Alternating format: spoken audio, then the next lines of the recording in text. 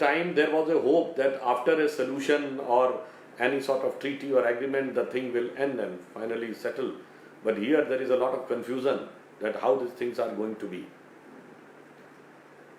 So in my opinion, you can understand the severity of the crisis.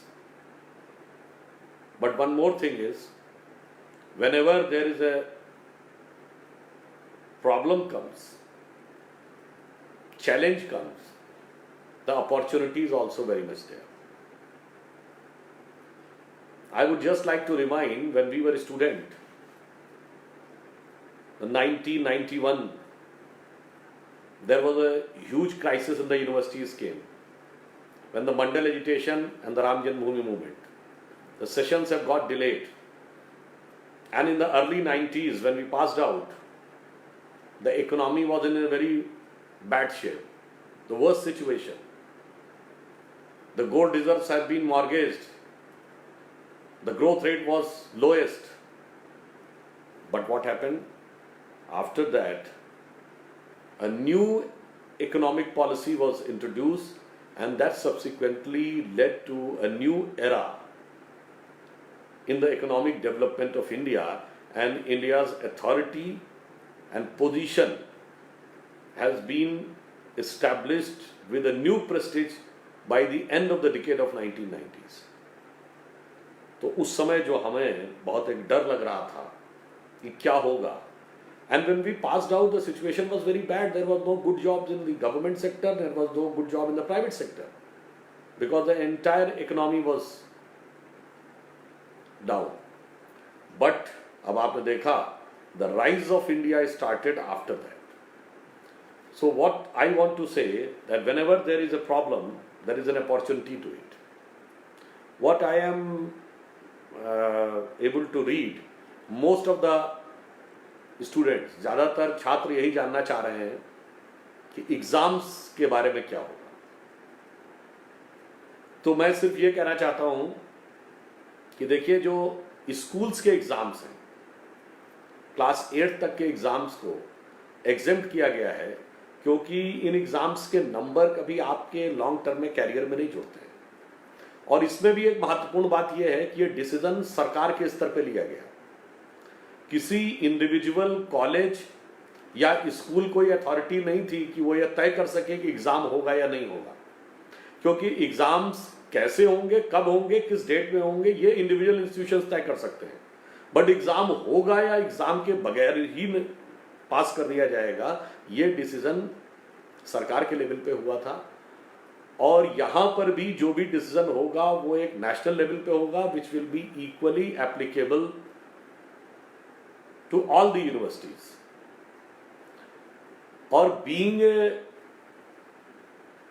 a member of engineering fraternity and now being a Rajya Sabha member, I am consistently in touch with the Union HRD Minister and other senior functionaries. और मैं इस बात का पूरा प्रयास करूंगा कि इस बारे में एक पॉलिसी डिसीजन, एक नीतिगत निर्णय हो और जो छात्रों के हित में हो, because the interest of the student is the utmost priority, because these situation will have impact on your whatever is written in your degree for your lifetime. तो इसमें जो भी हो वो आप लोगों के हित में होना चाहिए. सेशंस कई बार डिले होते हैं, जैसे मैंने एग्जाम्पल बताया 90-91 में जब हम लोग स्टूडेंट थे और उस समय मंडल मंदिर का दौर आया, सेशन लेट हुआ था, हमारे सेमेस्टर्स लेट हुए थे. कई लोग तो हम लोग बहुत बाद में पास आउट हुए थे. एक दूसरी प्रॉब्लम ये हो गई थी, if you do not pass out in June July other thing. तो examination dates can be adjusted, some other arrangement can be done, but it can not be done by an individual institution. It can only be done by the government at the policy level, which will be equally applicable to all the institutions. तो मेरे विचार से आप लोग इस बात को समझ सकते हैं, क्योंकि देखिए एक बात और भी होती है, जो प्रोफेशनल कोर्सेज हैं, इंजीनियरिंग है, मेडिकल है, मैनेजमेंट है, इनमें तो बाकायदा आपके नंबर्स देखे जाते हैं, आपकी रैंकिंग होती है. इवन आप किस फील्ड में जाएंगे तो आपके सब्जेक्ट्स के ऊपर भी असर पड़ता है. जो फाइनल ईयर में आपने कौन से सब्जेक्ट्स लिए, कौन सा इलेक्टिव लिया, कौन सा प्रोजेक्ट किया, उसका भी थोड़ा बहुत इम्पैक्ट होता है. उन कंपनीज पे जो आपको लेती हैं वो ये देखती हैं कि कौन सा क्राइटेरिया था। तो इसलिए जो भी डिसीजन लिया जाएगा वो इन टेक्निकल कोर्सेज के सारी इंट्रिकेसीज को ध्यान में रख के लिया जाएगा। और इस विषय पे मैं सरकार के स्तर पर आप सब लोगों के हित का ध्यान में रखते हुए, और मैं सारे ही जितने भी इंजीनियरिंग मेडिकल वालों के लिए मैंने बात किया, कल मैंने अपने राष्ट्रीय अध्यक्ष नड्डा जी से भी यह विषय टेकअप किया था कि जो यूनिवर्सिटी के स्टूडेंट्स हैं, सभी यूनिवर्सिटीज के, उनके एग्जाम्स के बारे में भी एक पॉलिसी डिसीजन हो जाए। अब मैं एक और बात भी आपसे कहना चाहता हूं, देखिए ये प्रॉब्लम तो एग्जामिनेशन की प्रॉब्लम हो जाएगी सॉल्व, एक आध महीना आगे एक आध महीना पीछे, सेमेस्टर एक आध महीना आगे पीछे हो सकता है, बट आपको ये देखना चाहिए कि इसमें आपके लिए पॉसिबिलिटीज क्या है। एक इमीडिएट प्रॉब्लम जरूर नजर आ रही होगी, पर मैं कहना चाहूंगा कि इस क्राइसिस के बीच में से वो लोग जो आप लोग हैं, जो आने वाले कुछ सालों में पास आउट होंगे, कोई इमीडिएट पास आउट होगा, कोई 1 साल 2 साल या 3 साल के बाद, मैं कहूंगा कि वो एक मामले में लकी होंगे, क्योंकि हो सकता है कि ये भारत में एक सेकेंड स्टेज का पैराडाइम शिफ्ट होगा। सेकेंड स्टेज पैराडाइम शिफ्ट इसलिए होगा क्योंकि अब आपने देखा कि पूरे वर्ल्ड में जो सारी की सारी इंडस्ट्रीज थी वो पूरी तरीके से चाइना बेस्ड थी। पिछले 3-4 सालों में अगर आपने देखा होगा तो मोबाइल फैक्ट्रीज करीब 140 से ऊपर भारत में बनी, तो we have become the second biggest mobile manufacturer, वरना उससे पहले चाइना ही था।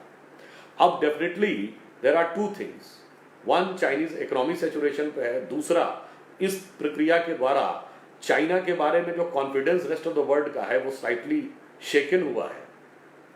तो ये संभावना हो सकती है, जैसे आपने देखा जापान ने $2 ट्रिलियन दिए हैं अपनी इंडस्ट्रीज को वहां से हटाने के लिए। अब हटे या नहीं हटे वो एक अलग बात है, पर जो फ्यूचर में इंडस्ट्रीज आने वाली हैं, मानी हुई बात है, अब वो चाइना में जाने से पहले बहुत हेजिटेट करेंगे। जब वो बहुत हेजिटेट करेंगे तो ये बात मानिए कि उनका ऑटोमेटिक नेक्स्ट डेस्टिनेशन इंडिया हो सकता है। यानी इंडिया जो अभी तक सर्विस सेक्टर को ही सबसे ज्यादा कंट्रीब्यूट करता था, हमारा 55% के आसपास इकोनॉमी में कंट्रीब्यूशन सर्विस सेक्टर का था, अभी मैन्युफैक्चरिंग सेक्टर का कम था, तो ये एक अपॉर्चुनिटी हो सकती है मैन्युफैक्चरिंग सेक्टर में भारत के लिए एक नए द्वार खुलने की, open a new era, epoch a new era for manufacturing sector. तो जो इंजीनियरिंग के स्टूडेंट्स अभी पास आउट होंगे, खासकर जो हार्ड कोर इंजीनियरिंग वाले होंगे, जिसमें मैकेनिकल, इलेक्ट्रिकल, सिविल, इलेक्ट्रॉनिक्स, मुझे लगता है उनके लिए जो अपॉर्चुनिटीज थी उससे ज्यादा अपॉर्चुनिटीज अब आने वाले टाइम में खड़ी हो सकती है। एक चीज और भी है, वर्ल्ड की इकोनॉमी में अब एक और बड़ा परिवर्तन आएगा। एक फैक्ट आप लोग और भी इस बात को समझ लीजिए कि एजुकेशन के पैटर्न में अगर ये क्राइसिस कुछ समय में सेटल भी हो गई तो इसका साइकोलॉजिकल और सोशल इंपैक्ट काफी लंबे समय तक रहने वाला है। इसका अर्थ क्या हुआ कि अब बिजनेस का जितना हिस्सा आईटी के माध्यम से होता था, अब वो पोर्शन बढ़ जाएगा, क्योंकि हो सकता है कि अब इंडस्ट्रीज भी इस बात की ओर ध्यान दें कि जो फिजिकल टच रहता था वो थोड़ा कम से कम रहे। तो जो आईटी, सॉफ्टवेयर, कंप्यूटर, ईसी, ये सारी जो ब्रांचेज हैं, इनके लिए भी मैं मानता हूं कि एक नई संभावनाएं खुलेंगी। तो अभी तक जो ये कहा जाता था कि चाइना में मैन्युफैक्चरिंग का सेंटर था और भारत में सर्विस सेक्टर का सेंटर था, तो अब सर्विस सेक्टर और ये दोनों ही चीजें आगे बढ़ेंगी। हाँ, आप लोगों के मन में कई बार एक सवाल ये भी आ रहा होगा, जैसा मैं देख भी रहा हूं तो में, कि लॉकडाउन की इस समय क्या इतनी जरूरत है। तो मैं सिर्फ आपको 1-2 एग्जाम्पल बताना चाहता हूं। You must be aware about this कि जिन देशों में हेल्थ की फैसिलिटीज हमसे बहुत अच्छी हैं, वर्ल्ड के टॉप लेवल की है, finally they have also to rely on lockdown. France में लॉकडाउन 15 मई तक है, इटली में लॉकडाउन 3 मई तक है, और ब्रिटेन में 3 हफ्ते का है, और मोस्ट लाइकली वो 3 हफ्ते बढ़ने वाला है। और आपने देखा कि जिन देशों ने लॉकडाउन लगाने में थोड़ा सा डिले किया, इटली और America, the results were disasters. हमारे यहाँ प्राइम मिनिस्टर श्री नरेंद्र मोदी जी ने बिल्कुल सही मौके पे वक्त की नजाकत को भांपते हुए जो लॉकडाउन का डिसीजन लिया है वो इसलिए भी जरूरी था। देखिए, lockdown is not a cure, but lockdown is prevention, and moreover lockdown has also given us time to prepare our health facilities. जैसे आज 2 लाख बेड के आसपास अवेलेबल है, हमने 560 से ऊपर लैब्स में टेस्टिंग का अरेंजमेंट कर लिया है, हजारों वेंटिलेटर्स का ऑर्डर दे दिया गया है।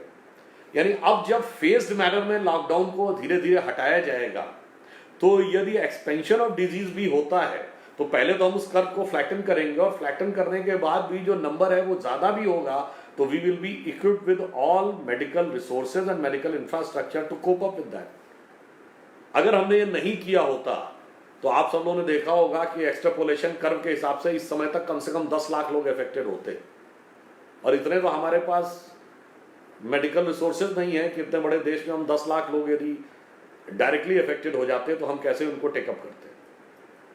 तो इसलिए लॉकडाउन इस समय जरूरी है। और आप ये भी मानिएगा कि 3 मई के बाद, लॉकडाउन 3 मई तक ही है, पर ऐसा नहीं होगा कि 3 मई के बाद आपको एकदम ऐसे बाहर आ जाना है जैसे इंडिया ने वर्ल्ड कप जीत लिया हो कि सारे के सारे लोग सड़कों पे आ गए।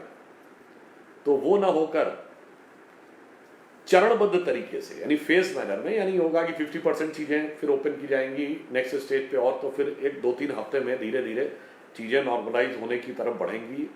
और जहां तक मेरी अपनी समझ है कि ट्रेन और प्लेन की सर्विसेज शायद अभी तुरंत नहीं शुरू होंगी, उनको शुरू होने में थोड़ा सा टाइम लगेगा। तो इसलिए मेरा यह कहना है कि अभी एट प्रेजेंट आप लोगों को सिर्फ इतना ध्यान रखना है कि लॉकडाउन में रहिए। और आप सब लोगों ने अगर अभी देखा हो तो रामायण सीरियल में देखा होगा ना कि लक्ष्मण रेखा पार किया तो जरा सा सोचा था बस ये तो सामने हम जाके उनको भिक्षा दे के आ रहे हैं, ये 4 कदम की तो बात है, और उसके बाद क्या हुआ, कितनी समस्याओं का सामना करना पड़ा। इसलिए कोई भी ऐसी चीज जब तक बहुत जरूरी ना हो वो उसको अपनी लक्ष्मण रेखा पार करके मत जाइए। और मैं तो कहूंगा कि ये समय आपके लिए एक अपॉर्चुनिटी भी है। स्टूडेंट लाइफ में तो बहुत कुछ सीखने के लिए होता है। अब आप ये समझिए, इस लॉकडाउन के टाइम में आप लोगों में से लोगों को कोई ना कोई एक नई चीज सीख के आना चाहिए। नई स्टडी करिए, अपने सब्जेक्ट के बारे में पढ़िए, जनरल नॉलेज के बारे में पढ़िए, आप यूट्यूब पे डॉक्यूमेंट्रीज देखिए, बहुत सारा चीजें आपको जानकारी मिल जाएंगी। आप चीजों को अपने आप पढ़ सकते हैं। आजकल तो नेट पर भी बहुत सारी इंफॉर्मेशन अवेलेबल है।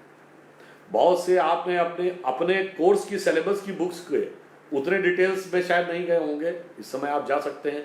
तो मैं तो मानता हूं कि ये आपके लिए एक अच्छी अपॉर्चुनिटी हो सकती है अपने नॉलेज बेस को और मजबूत और अच्छा करने के लिए। और जैसा मैंने आपको बताया कि आने वाले टाइम में ये भारत के लिए नई संभावना का द्वार खोल सकता है। और एक और तरीके से, सिर्फ इतना ही नहीं कि इंडस्ट्री हमारे आ जाएगी, एक और चीज की तरफ जिस तरफ हमारा अभी ध्यान नहीं गया कभी, वायरस निकलता है, उसका वैक्सीन निकलता है, फार्मास्यूटिकल इंडस्ट्रीज निकालती हैं, अमेरिका का FDA बहुत स्ट्रांग उसके ऊपर कंट्रोल रखता है। परंतु अब पहली बार इस तरफ भी ध्यान जाना शुरू होगा कि एक डिजीज दूसरा डिजीज उसका वैक्सीन, इसकी बजाय यह भी होगा कि आपकी जनरल इम्यूनिटी कैसे बढ़े, इस तरफ लोगों का ध्यान जाना शुरू हुआ है। और उसके जो latent source of knowledge Bharat के ट्रेडिशनल विजडम में है, लाइक आयुर्वेद एक्सेट्रा, जिनकी आज तक कभी स्ट्रक्चर्ड रिसर्च और स्ट्रक्चर्ड क्लिनिकल रिसर्च नहीं की गई, पहली बार आयुष मंत्रालय ने भारत सरकार के उसमें स्ट्रक्चर्ड रिसर्च के लिए परमिशन दी है। और यदि हम लोगों ने क्लिनिकली आने वाले 2-3 वर्षों में कोई चीज प्रूव कर दी कि इन चीजों से बॉडी की इम्यूनिटी पर यह प्रभाव पड़ता, जो मेरा विश्वास है कि 100% होगा ही, तो that will open another era of opportunities for India.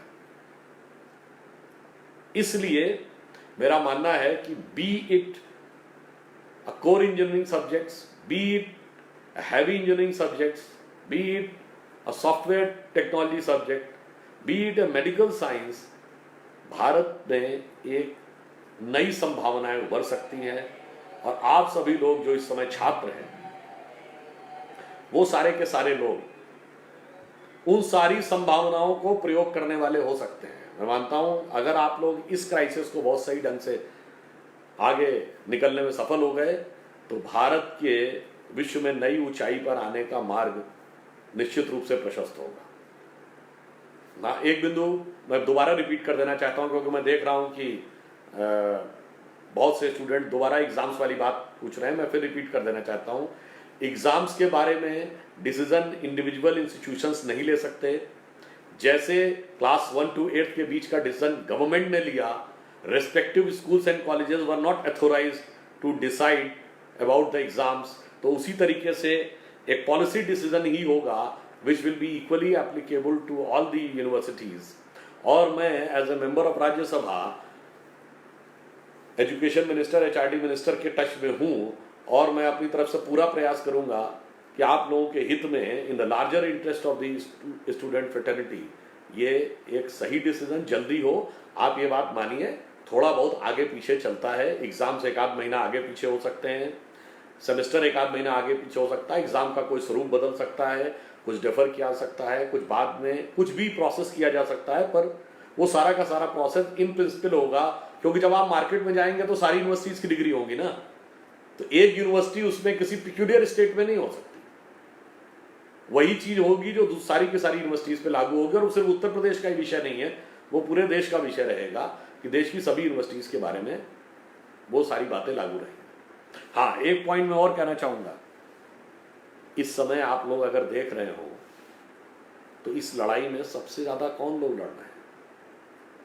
Security forces, सफाई कर्मचारी, वो डॉक्टर्स जो 5 स्टार डॉक्टर नहीं है, नॉर्मल डॉक्टर्स, गवर्नमेंट सर्विसेज के डॉक्टर्स, और सबसे ज्यादा लोगों को उम्मीद किस पे लगी हुई है?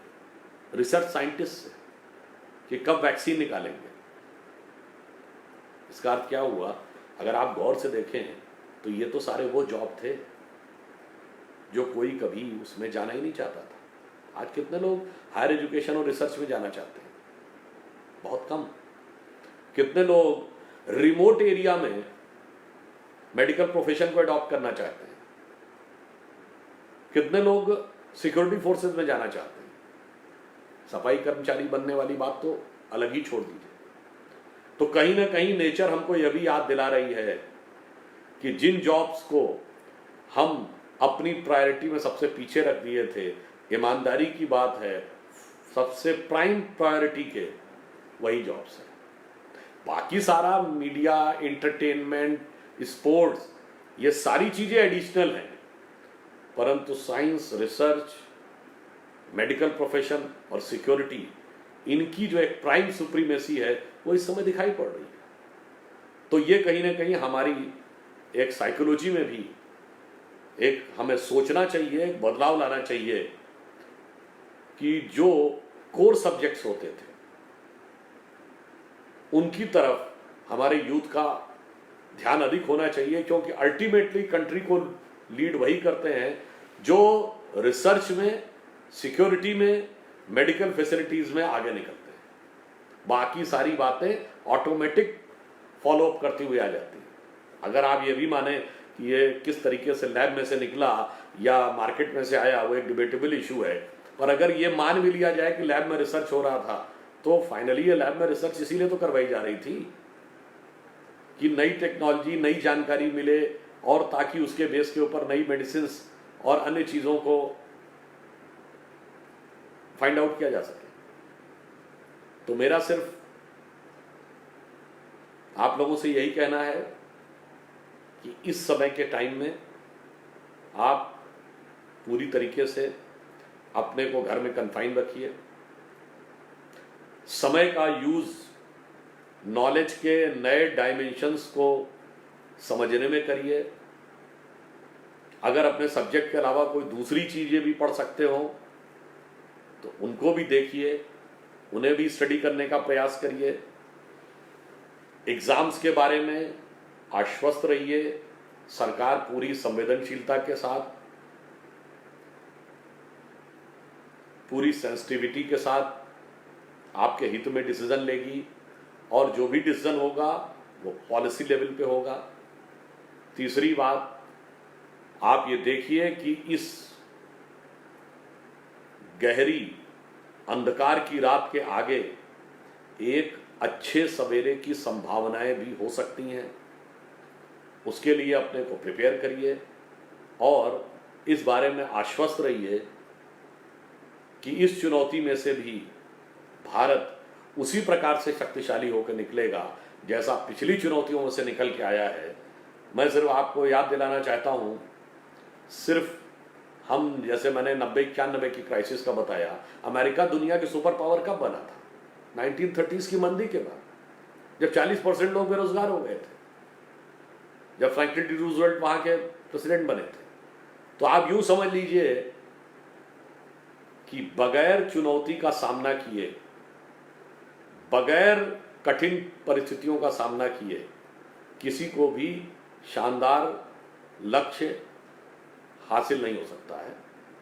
तो आप लोग भी आश्वस्त रहिए, चुनौती सामने है, अपना मन दृढ़ रखिए और इसमें से बहुत अच्छा और उज्जवल भविष्य निकलेगा। जैसा कहा जाता ना कि न जो बर्फ की आंधियों से लड़े हैं, कभी पग न उनके शिखर पर पड़े हैं, और जिन्हें लक्ष्य से कम अधिक प्यार खुद से, वही जी चुराकर तरसते खड़े। तो ब्रिटेन हो, अमेरिका हो, जर्मनी, पुर्तगाल, स्पेन, जिन जिन देशों ने, इवन चाइना का वर्तमान राइज क्या हुआ था, कितनी बड़ी क्राइसिस उन्होंने तियानमेन स्क्वायर के समय फेस की थी। इसलिए यह क्राइसिस है और क्राइसिस में से युवा वर्ग ही नई ऊर्जा लेकर नई संभावनाएं निकालता है। And we are fortunate enough that right now we are having a very able and decisive leadership in form of our prime minister Shri Narendra Modi ji, और हम सब लोग कलेक्टिव ढंग से इस क्राइसिस में से निकलकर एक नए तरीके से आगे सामने आएंगे। मैं आप सब लोगों को सिर्फ ये विश्वास भी व्यक्त करता हूं और आप सब लोगों को ये शुभकामनाएं भी देता हूं कि ये समस्या तो ट्रांजिट की है, मोमेंट्री है। लंबी चीजों में आप देखें तो ये बात अच्छी तरह ध्यान रखिएगा। ये कहा जाता है we are the youngest nation, यह सत्य है, परंतु यह पूर्ण सत्य नहीं है। We are the youngest nation and we are the oldest civilisation. तो हमारे पास फ्यूचर के लिए एक यूथफुल विगर भी है और हमारे पास एक traditional understanding, knowledge and wisdom भी है। और इस तरह की चुनौतियां, हम तो वो एक एटर्नल नेशन है जो 5000 साल से चले आ रहे हैं, हमने बहुत बार देखा है। मिलती जुलती, अगर आप में जो लोग हिस्ट्री के रुचि रखते होंगे उन्होंने देखा होगा, बहुत बार अलग अलग प्रकार की चुनौतियां आई हैं। तो वो सारी चुनौतियों को पार किया, ये चुनौती भी पार होगी। और मैं आप सबको शुभकामनाएं देता हूं आप लोगों के उज्जवल भविष्य के लिए। सब लोग तैयार रहिए। हमारा भूतकाल भी बहुत शानदार था और भविष्य भी शानदार होगा। टेक्नोलॉजी के फ्रंट के ऊपर आप एक और बात समझ लीजिए, यही वो क्राइसिस का दौर होता है जब नई टेक्नोलॉजी निकाली जाती है। और जब टेक्नोलॉजी का पैराडाइम चेंज होता है तो पावर का पैराडाइम अपने आप चेंज हो जाता है। जैसे आप में से किसी को लोगों को ध्यान होगा, भारत की आज़ादी के समय यानी सेकेंड वर्ल्ड वॉर से पहले वर्ल्ड का पावर सेंटर कौन था? ब्रिटेन। उसके बाद पावर सेंटर अमेरिका चला गया। कैसे? उससे पहले वर्ल्ड की टेक्नोलॉजी में फाइटिंग के लिए, वॉर के लिए क्या जरूरी था? Tanks, aeroplanes, machine guns, mortars, तोपें। सडनली अमेरिका ने एक चीज निकाल ली, वो था atom bomb. The paradigm of technology changed, और वो एक बम सारे आपके टैंक्स और प्लेन सबके बराबर हो गया। The paradigm of technology change and the paradigm of power is shifted. तो इन द सेम मैनर एक मौका है कि अगर आप टेक्नोलॉजी में पैराडाइम को चेंज करें तो पावर का पैराडाइम भी चेंज हो सकता है। और इस अपॉर्चुनिटी का हम सब लोग उपयोग करें, यही कहते हुए मैं अपनी बात को समाप्त करता हूँ। धन्यवाद।